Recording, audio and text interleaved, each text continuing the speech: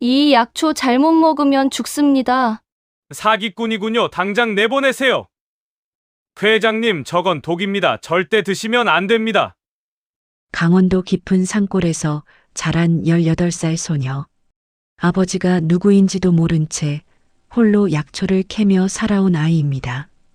어머니는 36에 세상을 떠났고 남긴 것이라고는 낡은 약초 노트 한 권뿐이었습니다. 그 노트 마지막 페이지에는 단 한 줄이 적혀 있었습니다. 이 풀은 강태성이라는 사람을 살릴 수 있다. 때마침 뉴스에서는 국내 10대 재벌 태성그룹 강태성 회장이 희귀간 질환으로 위독하다는 소식이 흘러나옵니다. 의사들도 포기한 그 자리에 산골 소녀가 낡은 배낭 하나를 메고 나타납니다. 하지만 그들은 모릅니다.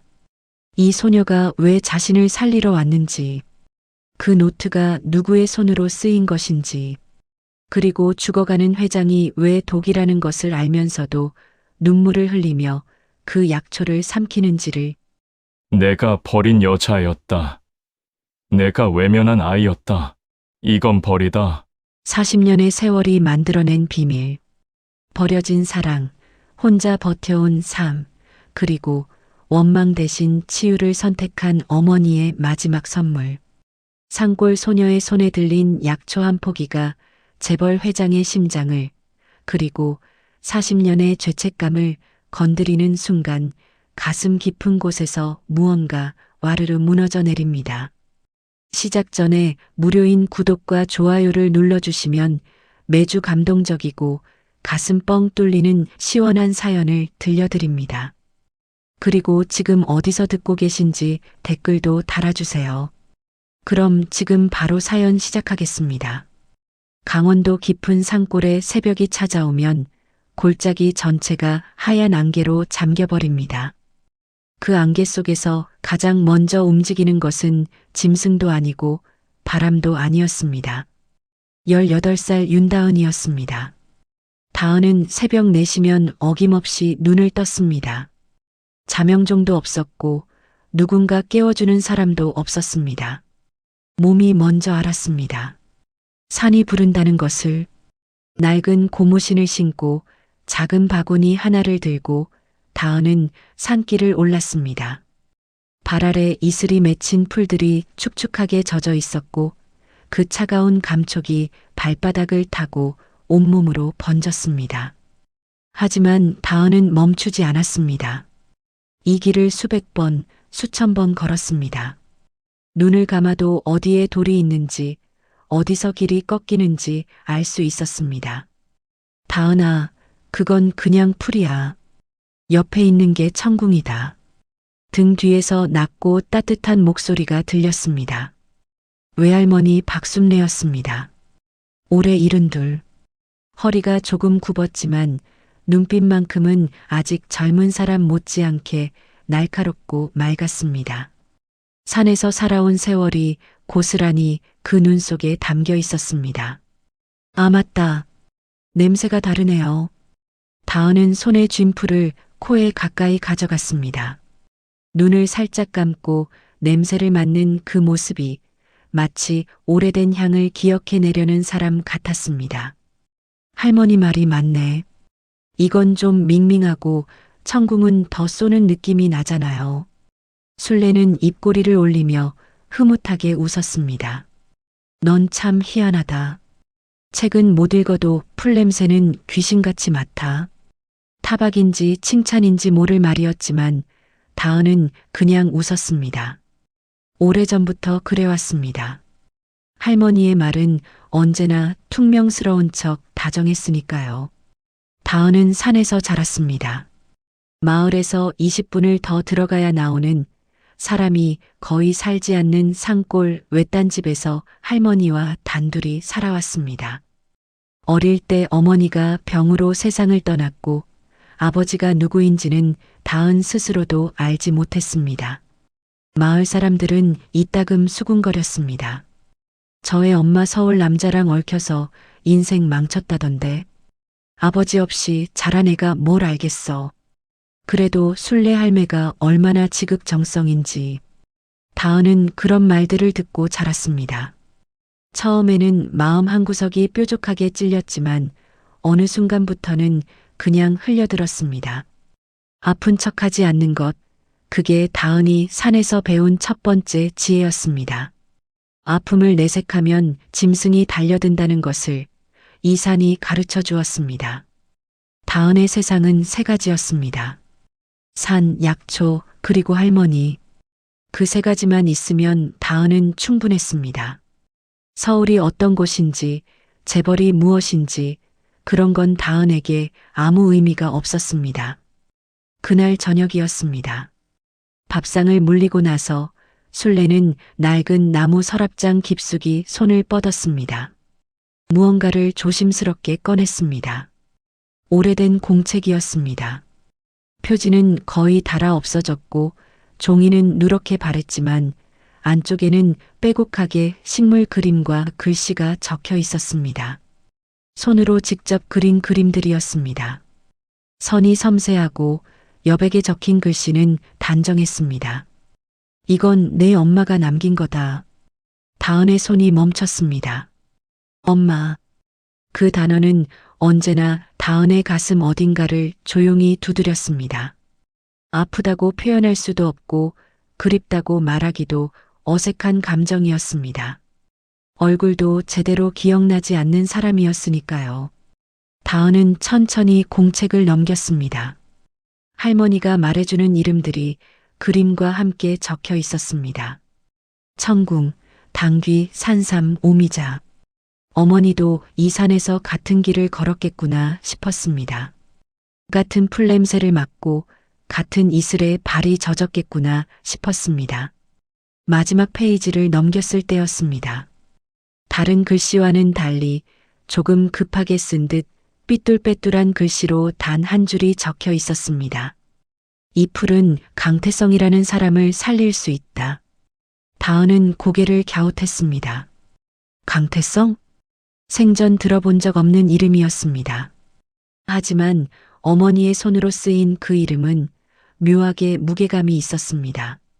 서둘러 쓴 글씨임에도 글자 하나하나가 단단했습니다. 다은이 고개를 들어 순례를 바라봤을 때 할머니의 표정은 싸늘하게 굳어 있었습니다.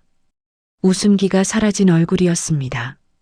눈빛 속에 무언가 오래된 것이 들어차 있었습니다.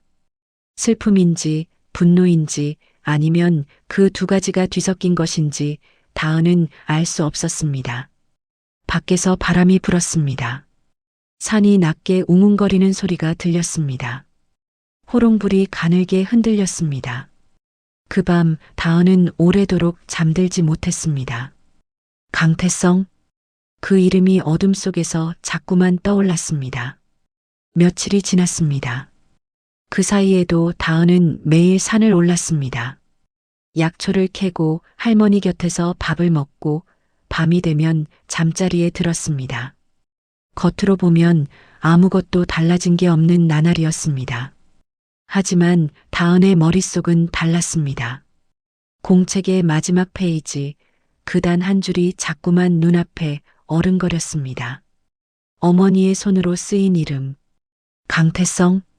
풀냄새도 이슬 냄새도 익숙한 그 산 위에서 그 이름만큼은 낯설고 이상하게 무거웠습니다.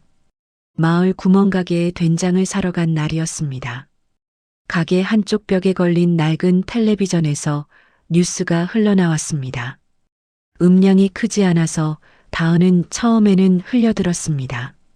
계산을 마치고 돌아서려던 순간이었습니다. 국내 10대 재벌 태성그룹 강태성 회장이 희귀간 질환으로 위독한 상태입니다. 국내외 의료진이 총동원됐지만 뚜렷한 치료 방법을 찾지 못하고 있으며 의료계 일부에서는 사실상 회생이 어렵다는 전망을 내놓고 있습니다. 다은의 발이 굳었습니다. 강태성? 그 이름이 텔레비전 속에서 선명하게 흘러나오고 있었습니다. 재벌 회장, 위독, 희귀간 질환. 단어들이 파편처럼 머릿속으로 박혔습니다. 가게 안에 있던 마을 사람들이 저마다 한마디씩 얹었습니다. 돈이 그렇게 많아도 죽을 땐 어쩔 수 없나 봐. 의사들도 포기했다던데. 아이고, 불쌍하지. 재벌도 별 수 없어. 저승사자 앞에서 돈이 무슨 소용이야. 다은은 그 말들을 들으면서도 대꾸하지 않았습니다. 조용히 가게 문을 열고 밖으로 나왔습니다. 바깥 공기가 차가웠습니다.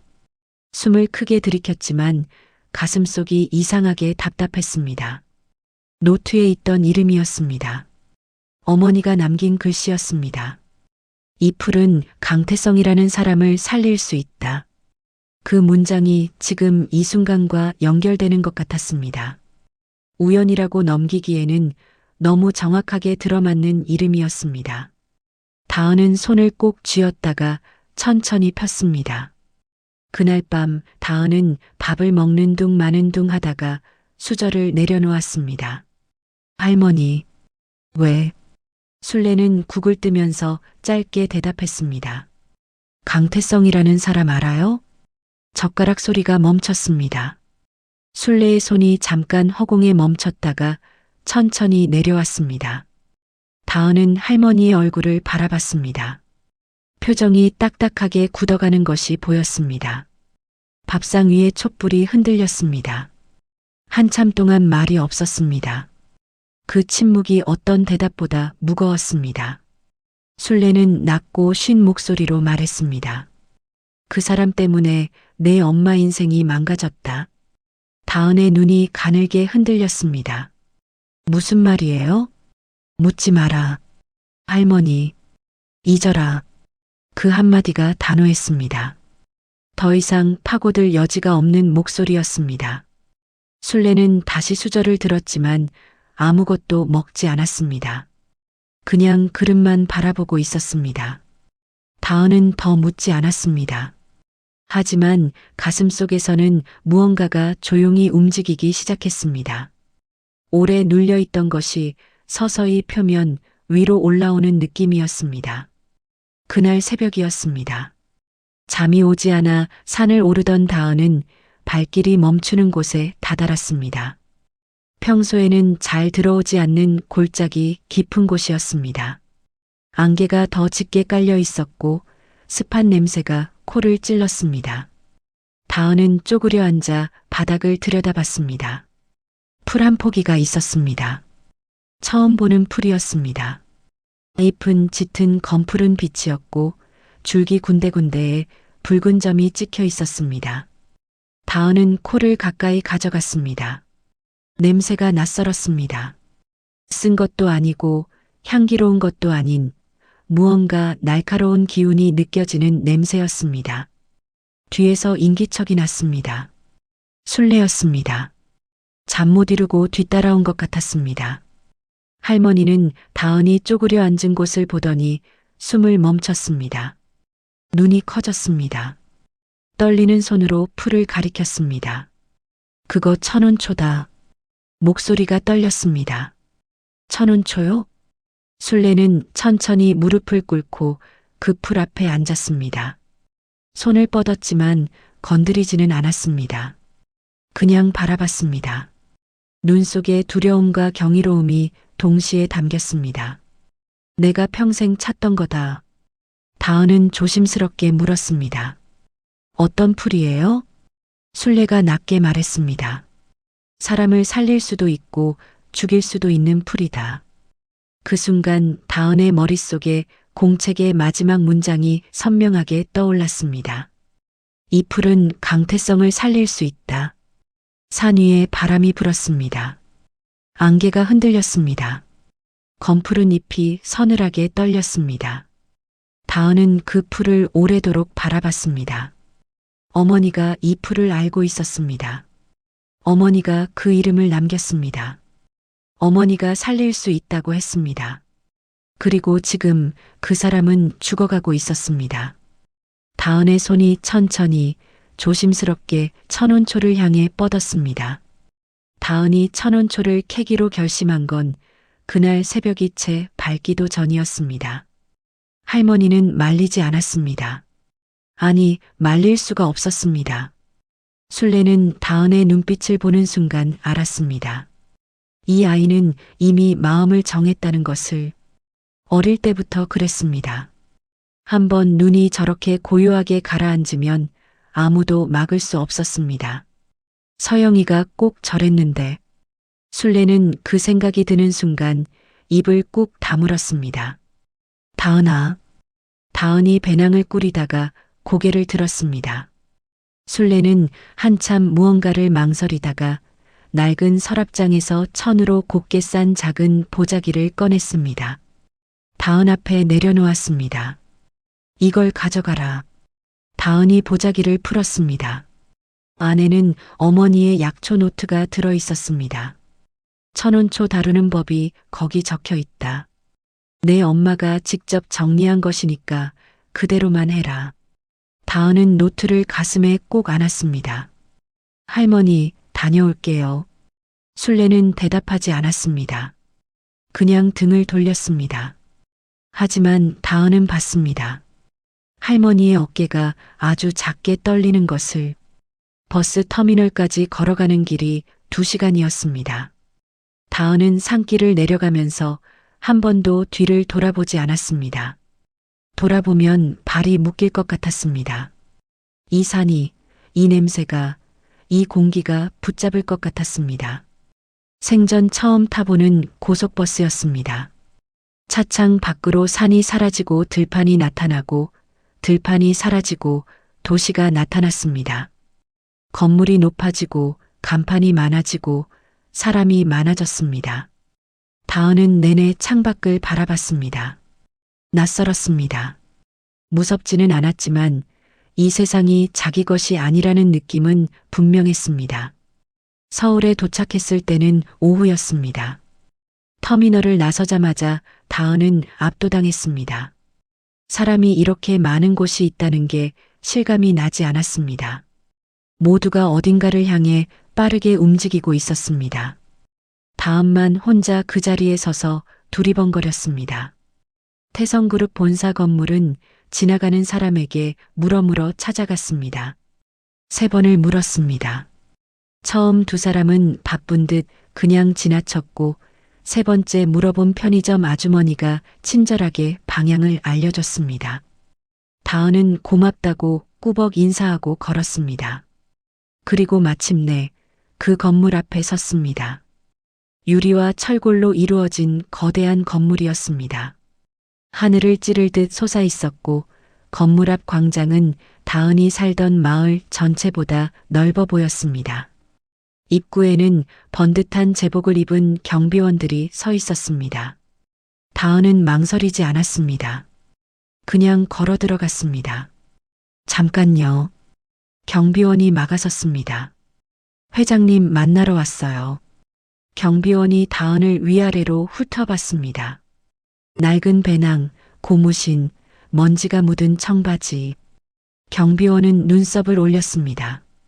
여기 하루에 그런 사람 100명 와. 돌아가세요. 회장님이 위독하시다고 뉴스에 나왔어요. 그래서요? 다은은 배낭에서 천으로 싼 천원초를 꺼냈습니다. 이거 드시면 나을 수 있어요. 경비원은 어이없다는 듯 피식 웃었습니다. 뭐라 더 말하려는 순간 다은이 조용히 덧붙였습니다. 회장님, 지금 많이 위험해요. 경비원의 웃음이 가늘어졌습니다. 그거 알고 왔어요? 바로 그 타이밍이었습니다. 정장을 빳빳하게 차려입은 중년 남자가 로비를 가로질러 걸어오고 있었습니다. 날카로운 눈매에 걸음걸이에서 범상치 않은 기운이 느껴졌습니다. 회장의 수석비서 최준혁이었습니다.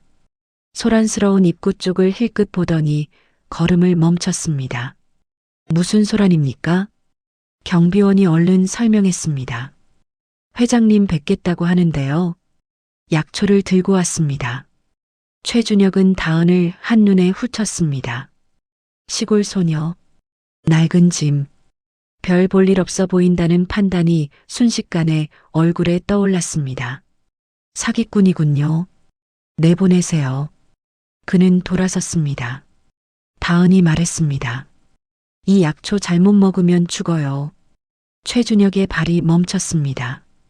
그 말이 이상하게 걸렸습니다. 살린다고 하는 건 흔했습니다. 하지만 죽을 수 있다고 먼저 말하는 사람은 처음이었습니다. 사기꾼이라면 절대 하지 않을 말이었습니다. 최준혁은 천천히 뒤를 돌았습니다. 지금 뭐라고 했습니까? 다은은 조금도 주눅 들지 않고 최준혁의 눈을 똑바로 바라봤습니다. 잘못 먹으면 죽는다고요. 하지만 방법을 알면 살아요. 로비 안이 조용해졌습니다. 최준혁은 다은의 눈을 바라봤습니다. 두려움도 없고 허세도 없고 그냥 담담했습니다. 산에서 자란 사람 특유의 고요함이 그 눈 속에 있었습니다. 거짓을 꾸미는 눈이 아니었습니다. 최준혁은 낮게 말했습니다. 따라오세요. 엘리베이터 문이 열렸습니다. 최준혁이 앞장섰고 다은은 그 뒤를 따랐습니다. 복도는 조용했습니다. 발소리가 대리석 바닥에 울렸습니다. 양옆으로 늘어선 검은 문들이 묵직한 분위기를 만들어냈습니다. 다은은 주눅 들지 않으려고 숨을 천천히 고르며 걸었습니다. 가장 끝 문 앞에서 최준혁이 멈췄습니다. 들어가시기 전에 말씀드립니다. 회장님은 많이 쇠약하십니다. 쓸데없는 말씀은 드리지 마시고 제가 신호를 드리면 즉시 나오셔야 합니다. 다은은 짧게 고개를 끄덕였습니다. 문이 열렸습니다. 넓은 방이었습니다. 한쪽 벽이 통유리로 되어 있어서 서울 시내가 한눈에 내려다 보였습니다. 빌딩 숲과 도로와 사람들. 다은이 한 번도 본 적 없는 풍경이었습니다. 그리고 그 창가에 한 사람이 서 있었습니다. 강태성이었습니다. 백발이었습니다. 키는 여전히 고닫지만 살이 많이 빠진 탓에 양복이 헐렁하게 보였습니다. 피부는 누렇게 떠 있었고 손등에는 핏줄이 도드라졌습니다. 하지만 눈빛만큼은 달랐습니다. 날카롭고 깊고 쉽게 꺾일 것 같지 않은 눈빛이었습니다. 평생 수많은 것을 결정해온 사람의 눈이었습니다. 강태성은 창밖을 보다가 천천히 고개를 돌렸습니다. 다은을 봤습니다. 내가 나 살린다고? 목소리는 낮고 쉬어 있었지만 무게가 있었습니다. 다은은 배낭에서 1,000원초를 꺼내 두 손으로 내밀었습니다. 이거 드시면 죽을 수도 있어요. 강태성은 잠깐 침묵했습니다. 그러다 피식 소리 없이 웃었습니다. 살린다는 사람이 죽을 수도 있다고 먼저 말하는군. 사실이니까요. 그럼 왜 가져왔지? 제대로 먹으면 살아요. 강태성은 1,000원초를 바라봤습니다. 검푸른 잎, 줄기에 붉은 점. 처음 보는 풀이었습니다. 오래 들여다봤습니다. 그리고 천천히 다은의 얼굴 쪽으로 시선을 옮겼습니다. 그 순간이었습니다. 강태성의 눈이 멈췄습니다. 다은의 얼굴을 보는 눈이 굳었습니다. 숨이 잠깐 멎은 것처럼 가슴이 들썩이지 않았습니다. 입술이 미세하게 떨렸습니다. 너. 목소리가 달라져 있었습니다. 아까의 단단하고 냉정한 목소리가 아니었습니다. 어딘가 먼 곳에서 들려오는 것처럼 흔들리고 있었습니다. 그 얼굴. 다은은 영문을 몰랐습니다.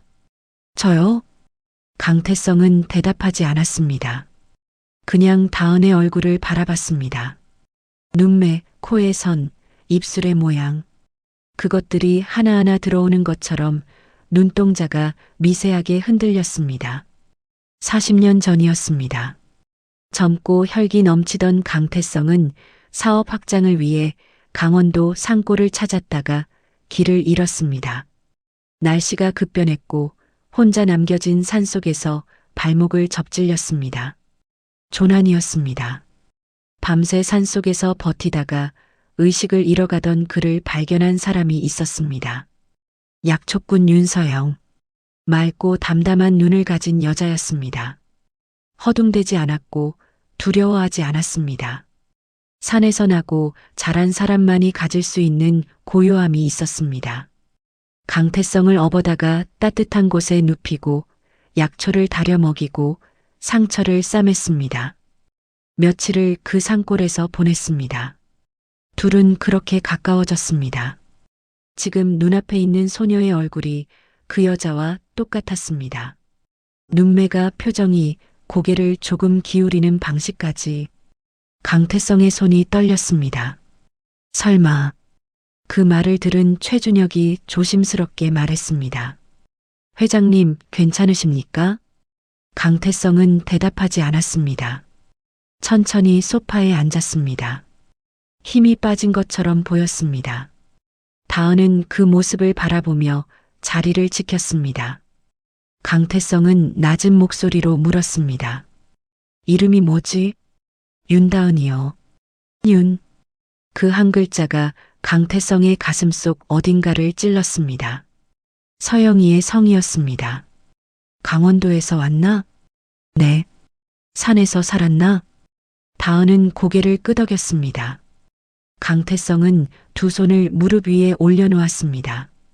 떨리는 손을 감추려는 것처럼 꽉 쥐었습니다. 창밖으로 시선을 돌렸다가 다시 다은을 봤습니다. 눈 속에 알 수 없는 감정이 가득 찼습니다. 그 약초. 강태성이 천운초를 바라봤습니다. 어디서 났지? 산 깊은 데서 캤어요. 저희 어머니가 남긴 노트에서 방법을 찾았고요. 어머니. 그 단어가 방안을 무겁게 채웠습니다. 최준혁은 눈치 없이 끼어들지 않았습니다. 그냥 조용히 서 있었습니다. 강태성은 다은을 오래도록 바라봤습니다. 다은은 그 시선이 무엇을 담고 있는지 아직 알지 못했습니다.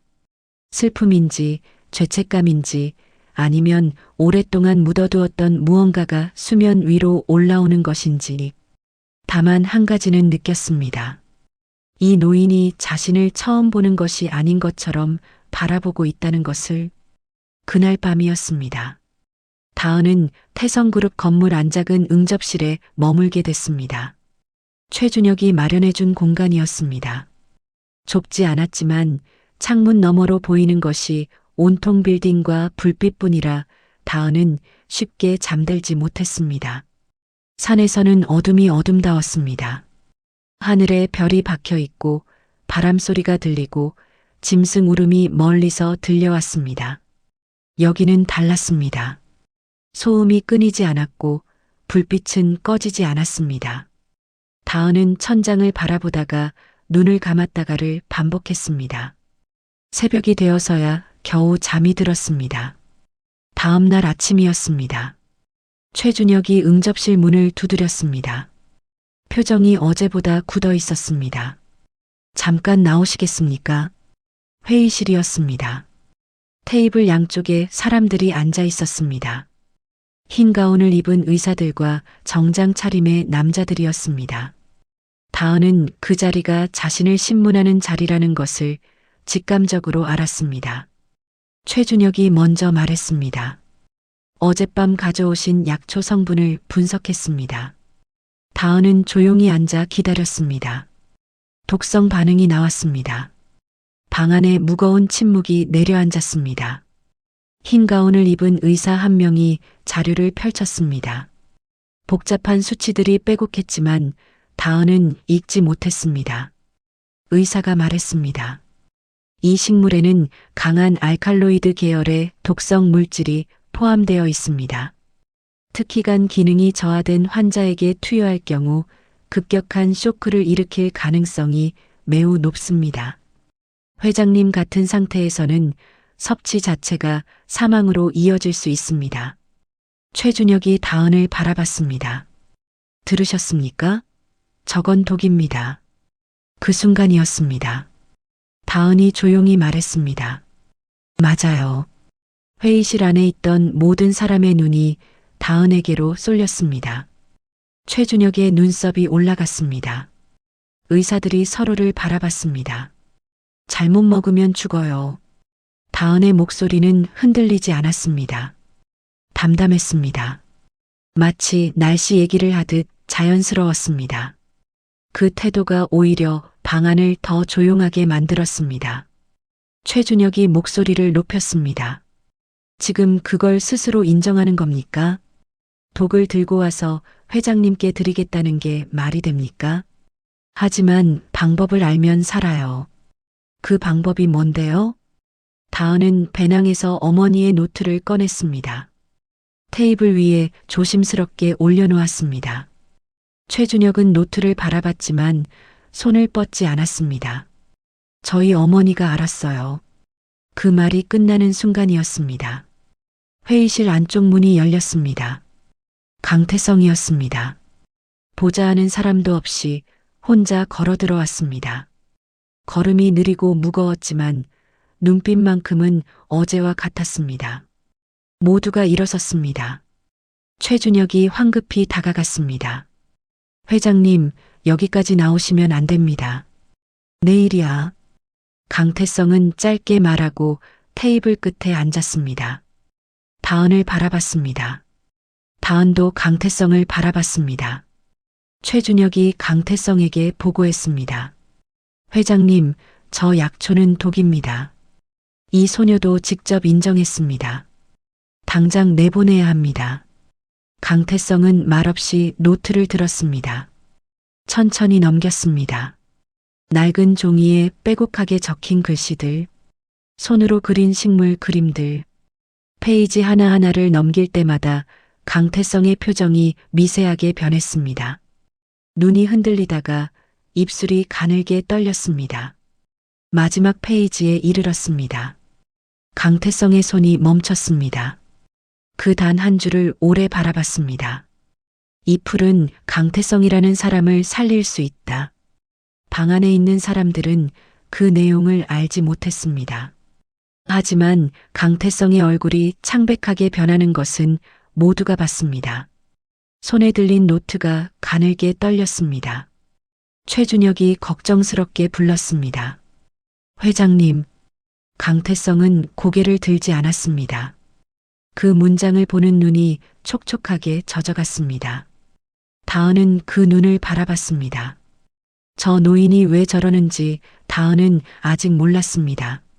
하지만 무언가 깊고 오래된 것이 저 눈 속에서 움직이고 있다는 것만큼은 느꼈습니다.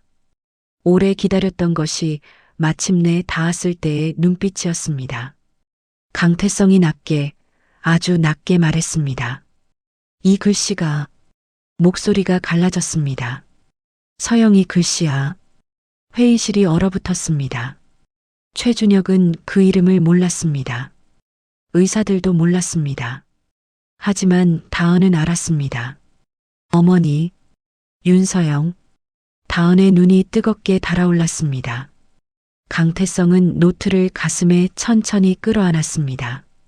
눈을 감았습니다. 눈꺼풀 위로 눈물이 한 줄기 흘러내렸습니다. 최준혁이 다가오려 했지만 강태성이 손을 들어 막았습니다. 모두가 침묵했습니다. 다은은 그 자리에서 입술을 꾹 다물었습니다. 가슴 한구석이 이상하게 아렸습니다. 산에서 자랄 때 한 번도 느껴보지 못한 감정이었습니다. 회의실 사람들이 모두 물러났습니다. 최준혁이 마지막으로 나가면서 다은을 한번 돌아봤습니다. 눈빛에 경계심이 가득 담겨 있었습니다. 이 소녀가 무엇을 노리는지 아직 파악하지 못했다는 눈빛이었습니다. 하지만 강태성이 남으라고 했습니다. 그 한마디로 충분했습니다. 최준혁은 입을 다물고 문을 닫았습니다. 회의실 안에 강태성과 다은 둘만 남았습니다. 강태성은 한동안 말이 없었습니다. 노트를 테이블 위에 내려놓고 손바닥으로 표지를 천천히 쓸었습니다. 낡고 해진 종이가 그 손 아래서 조용히 눌렸습니다. 수십 년을 버텨온 종이였습니다. 누군가의 손길이 닿아 닳고 또 다른 종이었습니다. 강태성은 그것을 알았습니다. 이 노트가 오래도록 누군가에게 소중히 다뤄졌다는 것을. 창밖으로 서울 하늘이 보였습니다. 회색빛 구름이 낮게 깔려 있었습니다. 저 멀리 빌딩들이 안개 속에 흐릿하게 잠겨 있었습니다. 내 어머니 이름이 윤서영이지. 물음이 아니었습니다. 이미 알고 있는 것을 확인하는 목소리였습니다. 다은은 짧게 대답했습니다. 네. 강태성은 눈을 감았다가 천천히 떴습니다. 몇 살에 돌아가셨나? 36이요. 강태성의 턱이 미세하게 떨렸습니다. 36. 그 나이가 무엇을 뜻하는지 강태성은 누구보다 잘 알았습니다. 한창 살아야 할 나이였습니다. 아직 하고 싶은 것도 많고 봐야 할 것도 많은 나이였습니다. 그런 나이에 혼자서 아이를 키우다 세상을 떠났다는 것이 강태성의 가슴 속 어딘가를 깊이 후볐습니다. 한참 후에야 강태성이 다시 입을 열었습니다. 나한테 할 말 없나? 다은은 잠깐 강태성을 바라보다가 고개를 저었습니다. 없어요. 저는 회장님 살리러 왔어요. 강태성은 그 말을 듣고 희미하게 웃었습니다. 쓸쓸하고 낮은 웃음이었습니다. 기대하지 않았던 것은 아니었습니다. 하지만 이 소녀의 입에서 원망도 분노도 아닌 그 말이 나오리라고는 생각하지 못했습니다. 그래. 그 성격도 영락없이 서영이네. 강태성은 창가로 시선을 돌렸습니다. 그리고 천천히 말을 꺼냈습니다. 마치 오래 묵혀둔 것을 조심스럽게 꺼내놓듯 한마디 한마디가 무거웠습니다. 40년 전이었습니다. 강태성은 28이었습니다. 사업을 일구기 시작한 지 얼마 되지 않아 혈기가 넘치던 시절이었습니다. 강원도 오지 지역에 사업 부지를 알아보러 갔다가 산행 중 길을 잃었습니다. 날씨가 갑자기 나빠졌고 비가 쏟아졌으며 발목을 접질린 채 혼자 산속에 남겨졌습니다. 체온이 떨어지고 의식이 흐려지던 그때였습니다. 누군가 나타났습니다. 윤서영이었습니다. 약초를 캐러 산에 올랐다가 쓰러진 강태성을 발견한 것이었습니다. 서영은 허둥대지 않았습니다. 차분하게 상처를 살피고 약초를 꺾어즙을 내고 의식이 흐릿한 강태성을 산 아래 외딴 집까지 부축해 데려갔습니다. 사흘을 그 집에서 보냈습니다. 서영은 매일 이른 새벽 산을 올라 약초를 캐왔고 아궁이에 불을 피워 약을 달였습니다. 밥을 지었고 상처를 닦아냈습니다. 말이 많지 않은 여자였습니다. 하지만 그 고요함 안에 세상을 다 담은 것 같았습니다. 강태성은 그 사흘을 평생 잊지 못했습니다. 서영의 손이 약초를 다루는 방식, 저녁 무렵 산 위로 올라가 하늘을 바라보던 뒷모습, 밥 짓는 냄새가 외딴 집 가득 퍼지던 아침, 그 모든 것이 강태성의 가슴 속에 선명하게 새겨졌습니다. 서울로 돌아오는 날 아침이었습니다. 강태성은 서영에게 말했습니다. 꼭 다시 오겠다고, 기다려달라고. 서영은 그냥 웃었습니다. 대답하지 않았습니다. 하지만 그 웃음이 믿겠다는 뜻이라고 강태성은 생각했습니다. 그리고 서울로 돌아왔습니다. 현실이 기다리고 있었습니다. 아버지의 사업이 흔들리고 있었고 자금줄을 쥔 재벌가에서 혼담을 제안해 왔습니다. 거절하면 사업 전체가 무너질 수 있었습니다. 강태성은 결혼했습니다. 서영에게 편지 한 장 쓰지 못했습니다. 찾아가지도 않았습니다. 바빴다고 스스로를 달랬지만 사실은 달랐습니다. 돌아갈 용기가 없었습니다. 돌아가면 모든 것을 버려야 할 것 같았습니다. 그 두려움 앞에서 강태성은 서영을 묻었습니다. 그게 진실이었습니다. 강태성은 거기까지 말하고 멈췄습니다. 손을 내려다봤습니다. 주름지고 핏줄이 선 손이었습니다. 수십 년 동안 수많은 계약서에 서명하고 수많은 결정을 내린 손이었습니다. 하지만 정작 가장 중요한 사람에게는 아무것도 해주지 못한 손이었습니다. 서영이가 혼자 아이를 낳았구나. 다은의 눈이 흔들렸습니다. 강태성이 다은을 바라봤습니다. 눈 속에 눈물이 가득 고여 있었습니다. 재벌 회장의 권위도 위엄도 없었습니다. 그냥 늙고 지치고 후회로 가득 찬 한 사람이 거기 앉아 있었습니다. 그 아이가 너였구나. 그 말이 방 안가득 퍼졌습니다. 다은은 입술을 꽉 다물었습니다.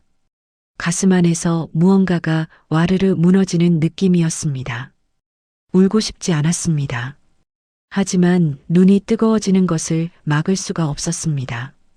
산에서 자라는 동안 한 번도 아버지가 보고 싶다고 생각한 적이 없었습니다. 없는 사람은 그냥 없는 사람이라고 그렇게 살아왔습니다.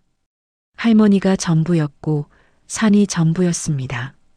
그런데 지금 이 사람 앞에서 다은은 처음으로 그 빈자리가 얼마나 컸는지를 느꼈습니다. 강태성이 낮고 떨리는 목소리로 말했습니다. 미안하다. 다은은 대답하지 않았습니다. 할 수 없었습니다. 목이 막혀 있었습니다. 창밖에 바람이 불었습니다. 회색 구름 사이로 한 줄기 빛이 가늘게 새어 들어왔습니다. 그날 이후 강태성은 달라졌습니다. 말수가 줄었습니다. 아니, 원래도 말이 많은 사람은 아니었습니다. 하지만 예전의 침묵은 결정을 앞둔 사람의 침묵이었고 지금의 침묵은 무언가를 정리하는 사람의 침묵이었습니다. 최준혁은 그 차이를 느꼈지만 묻지 않았습니다. 오랫동안 곁에서 보좌해온 사람만이 알 수 있는 눈치였습니다. 다은은 그 며칠 동안 건물 안에 머물렀습니다. 쫓겨나지 않았습니다. 강태성이 있으라고 했습니다. 다은은 매일 아침 일찍 일어나 천원초를 살폈습니다. 약초는 살아있었습니다. 물을 조금씩 주고 빛이 드는 창가에 두었습니다.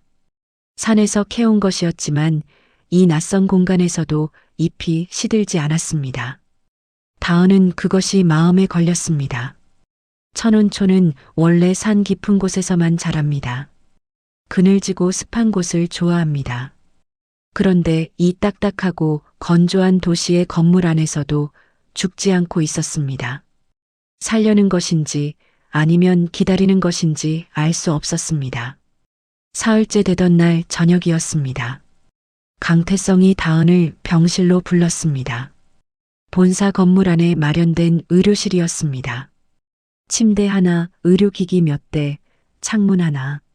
좁지는 않았지만 어딘가 쓸쓸한 공간이었습니다. 강태성은 침대에 기대어 앉아 있었습니다. 얼굴빛이 며칠 사이 더 노랗게 변해 있었습니다. 간 수치가 다시 오르고 있다는 것을 다은은 복도에서 흘러나오는 의사들의 말로 알고 있었습니다. 테이블 위에 천운초가 놓여 있었습니다. 강태성이 직접 가져다 둔 것이었습니다. 최준혁이 한쪽에 서 있었습니다. 의사 2명도 있었습니다. 모두가 긴장한 얼굴이었습니다. 최준혁이 먼저 말했습니다. 회장님, 아직 늦지 않았습니다. 저 약초를 드시면 안 됩니다.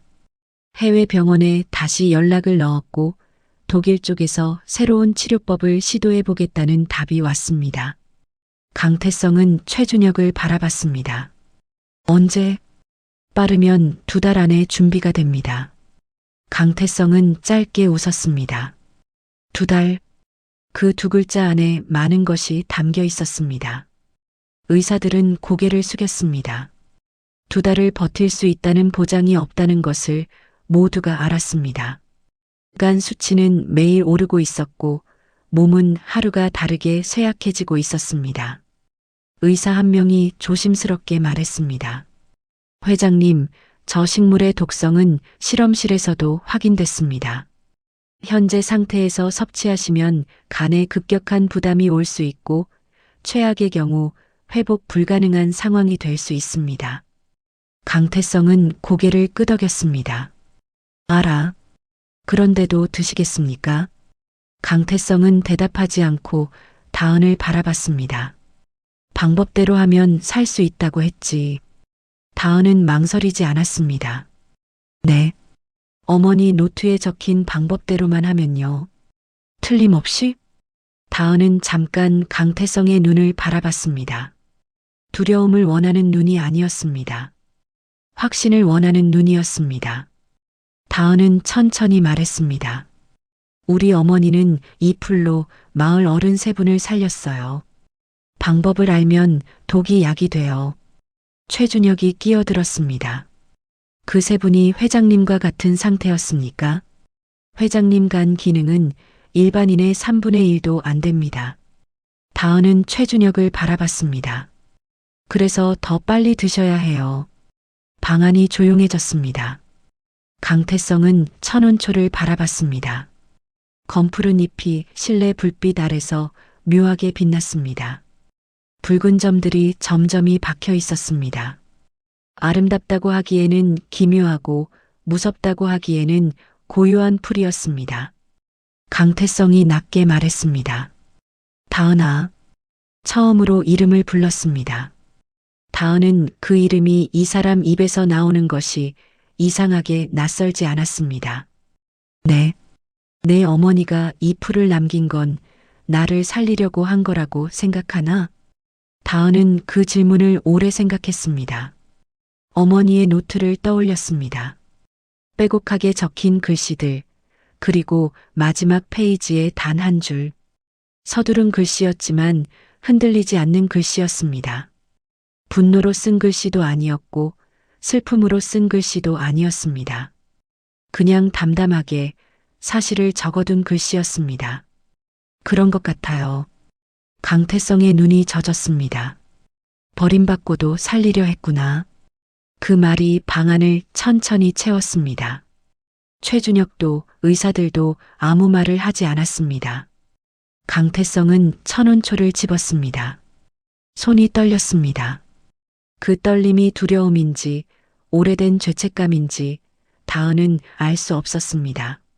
내가 버린 여자였다. 강태성의 목소리가 갈라졌습니다. 내가 외면한 아이였다. 눈물이 흘렀습니다. 닦지 않았습니다. 이건 벌이다. 그리고 용서를 구하는 거다. 그리고 강태성은 다은이 일러준 방법대로 천운초를 입에 넣었습니다. 천천히, 아주 천천히 삼켰습니다. 최준혁이 숨을 멈췄습니다. 의사들이 긴장했습니다. 다은은 눈을 감지 않았습니다. 똑바로 바라봤습니다. 어머니가 남긴 것을 믿었습니다. 방 안에 침묵이 내려앉았습니다. 그날 밤은 길었습니다. 다은은 의료실 복도 의자에 앉아 밤을 새웠습니다. 눈을 감으면 어머니의 노트가 떠올랐습니다. 마지막 페이지에 그 문장이 떠올랐습니다. 어머니는 이 순간을 알고 있었던 것일까요? 언젠가 이 풀이 필요한 날이 올 것이라는 것을, 그래서 미리 적어두었던 것일까요? 다은은 그 생각을 하다가 또 다른 생각으로 넘어갔습니다. 어머니는 강태성을 원망했을까요? 아니면 그냥 그리워했을까요? 새벽 2시였습니다. 의료실 안에서 기계 소리가 일정하게 울렸습니다. 불규칙하게 바뀌지 않았습니다. 다은은 그 소리를 들으며 등받이에 기댔습니다.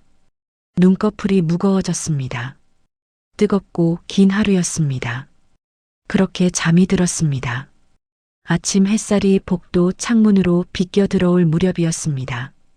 의료실 문이 열렸습니다. 흰 가운을 입은 의사가 나왔습니다. 다은은 번쩍 눈을 떴습니다. 의사의 표정을 읽으려 했습니다. 굳어 있는지 밝은지 그게 전부였습니다. 의사는 멈춰서서 다은을 바라봤습니다. 그리고 천천히 입을 열었습니다. 간 수치가 떨어지고 있습니다. 다은은 숨을 멈췄습니다. 밤사이 수치가 내려갔어요. 아직 정상 범위는 아닙니다만 이건 며칠째 처음 있는 일입니다. 복도 끝에서 최준혁이 빠른 걸음으로 다가오고 있었습니다. 표정이 평소와 달랐습니다. 굳어 있는 것이 아니라 무언가를 억누르는 것처럼 보였습니다. 감정을 잘 드러내지 않는 사람이었는데 눈가가 붉었습니다. 최준혁은 다은 앞에 서더니 말없이 고개를 숙였습니다. 다은은 아무 말도 하지 않았습니다. 그냥 눈물이 흘렀습니다. 닦지 않았습니다. 산에서 자라는 동안 울 일이 많지 않았습니다. 아프면 참았고 서러우면 산을 올랐습니다. 그런데 지금은 그럴 수가 없었습니다. 어머니가 옳았습니다. 어머니의 손이 옳았습니다. 그 낡은 노트가, 그 빼곡한 글씨들이 전부 옳았습니다. 다은은 소매로 눈물을 훔쳤습니다. 며칠이 더 지났습니다. 강태성은 천천히 회복했습니다. 한꺼번에 좋아진 것이 아니었습니다.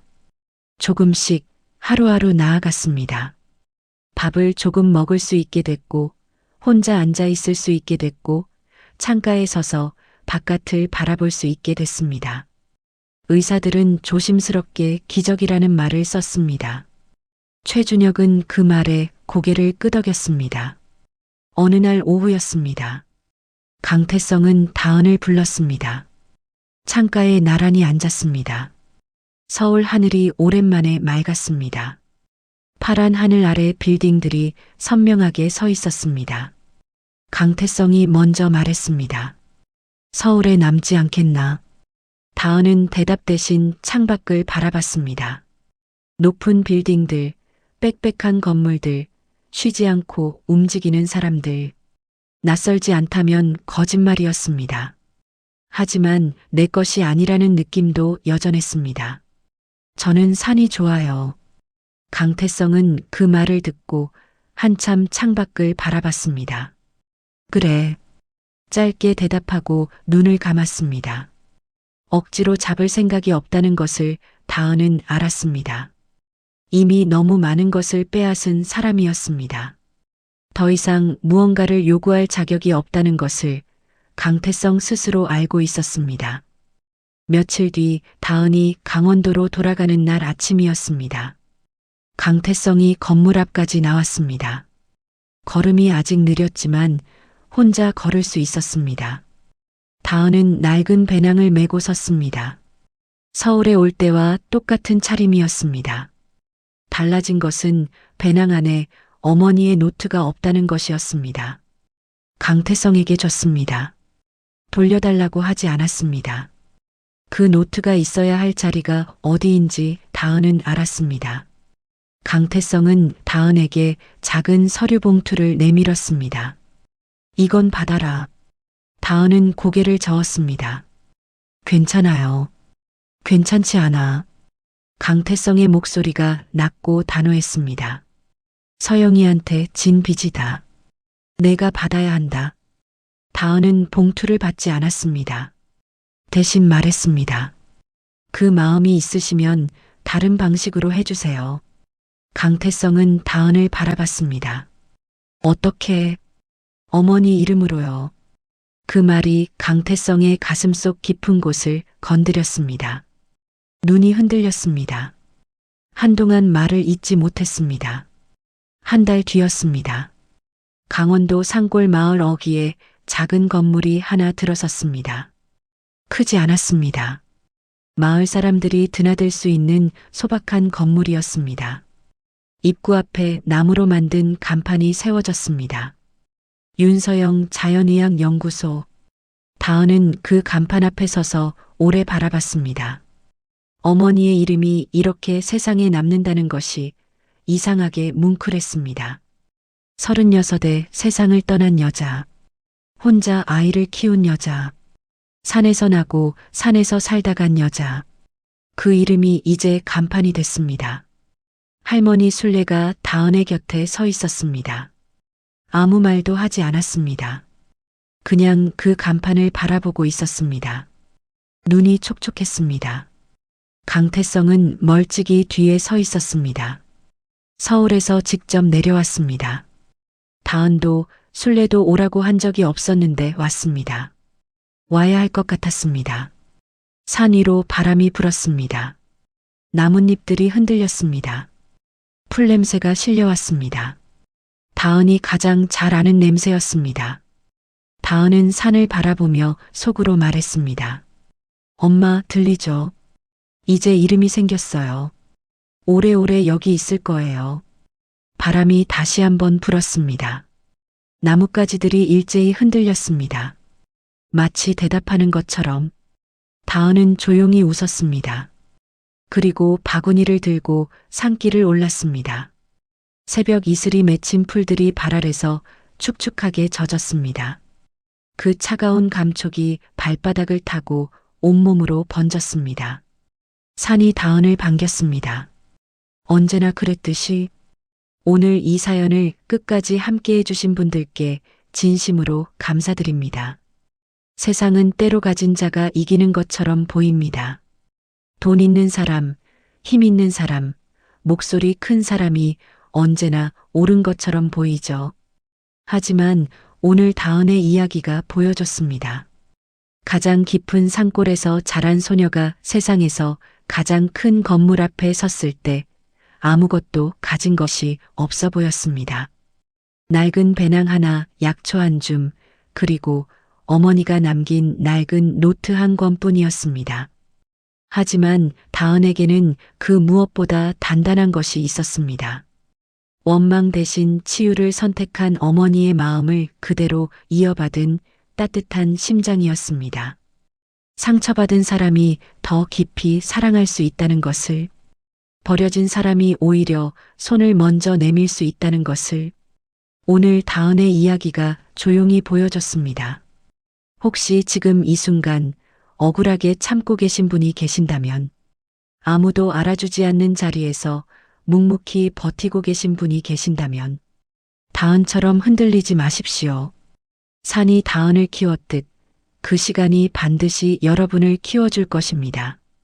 이 채널은 언제나 그런 분들 곁에 있겠습니다. 앞으로도 함께 해주신다면 더 따뜻하고 가슴 뻥 뚫리는 사연으로 찾아오겠습니다. 오늘 이야기가 작은 위로가 되셨다면 구독과 좋아요를 꾹 눌러주시고 오늘도 편안하고 따뜻한 하루 보내세요. 감사합니다.